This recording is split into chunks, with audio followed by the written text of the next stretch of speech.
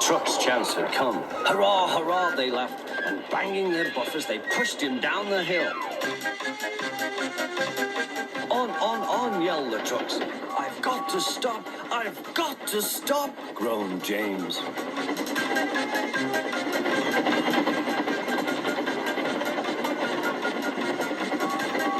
Through the station they thundered. Disaster lay ahead.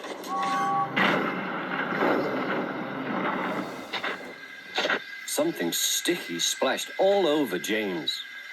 He had run into 2 tar wagons and was black from smoke box to cab. He was more dirty than hurt, but the tar wagons and some trucks were all to pieces.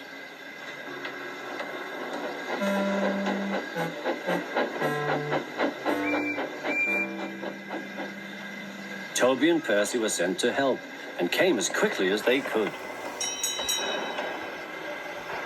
Look here, Percy, exclaimed Toby. Whatever is that dirty object? That's James, didn't you know? It's James's shape, said Toby. But James is a splendid red engine, and you never see his paint dirty. James pretended he hadn't heard.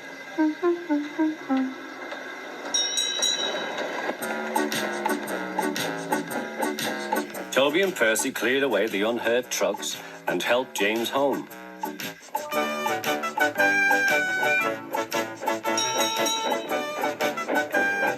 The fat controller met them.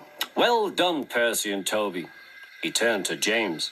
Fancy letting your trucks run away. I am surprised. You're not fit to be seen. You must be cleaned at once. Toby shall have a new coat of paint. Please, sir, can Henrietta have one too, said Toby. Certainly, Toby. Oh, thank you, sir. She will be pleased. All James could do was watch Toby as he ran off happily with the news.